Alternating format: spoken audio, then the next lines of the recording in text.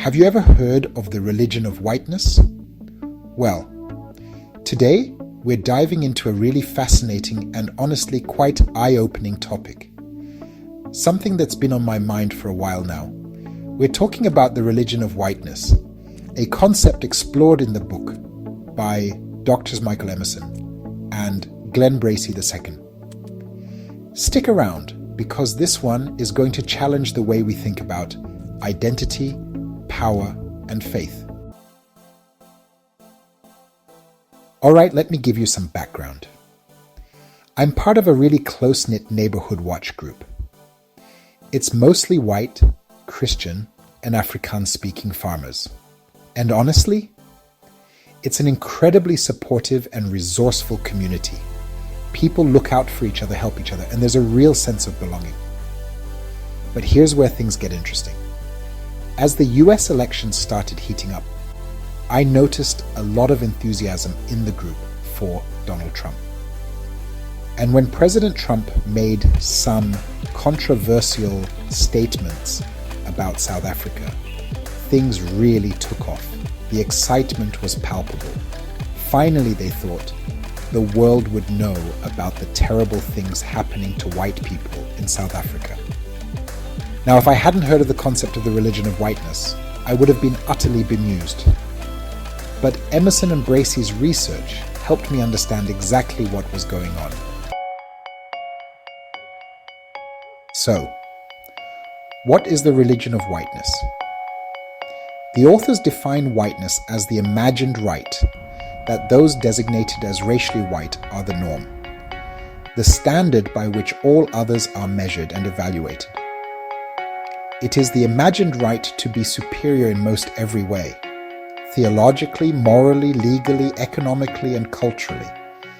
And they use Durkheim's classic definition of religion, which says, religion is a unified system of beliefs and practices relative to sacred things, which unite into one single moral community all those who adhere to them. When you put these together, the religion of whiteness isn't just about race. It's a system of thinking that binds people together in a shared moral and social framework. Now, before anyone jumps in the comments section, let me make this clear. Not all white people adhere to the religion of whiteness. In fact, Emerson and Bracey's research focused on self-identified Christians in the United States, and they found that approximately 2/3 of white Christians adhered to this belief system. And this explains so much about why my neighbors, and many others, are such passionate Trump supporters. He's not just a politician to them. He's the fearless emperor of the religion of whiteness. Just this morning, I came across a post from a deeply respected clergyman I admire. He was lamenting the fact that a well-known apostle had shared President Trump's comments about South Africa, calling it a welcome development. Curious, I scrolled through the comments. And what did I see?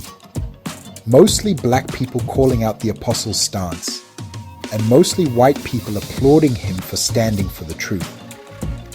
It was such a clear example of how identity and belief systems shape the way we respond to information. And it ties back to something I've said before. People will defend to their last breath any system that gives them identity. And this doesn't just apply to race. Take patriarchy, for example. The reason so many men will defend it to the hilt is because it provides them with identity, power, and social standing. It's the same psychological mechanism at play. But here's where I think the gospel of Jesus Christ offers something radically different. The entire message of Jesus was about giving all of humankind an identity that transcends race, gender, and social status. Yet when we look around today, especially within Christian communities, we see the exact opposite. we see people clinging to racial and cultural identities as if their very existence depends on them. And that's where the real tragedy lies. So, what do you think? Have you seen the religion of whiteness in action? Have you noticed these dynamics play out in your own communities or churches? Drop your thoughts in the comments. I'd love to hear your perspective. If you found this video insightful, don't forget to like, share, and subscribe. My name is Vezi. I'm here to serve you. Until next time, stay curious, stay critical, and keep questioning the systems around you. Peace.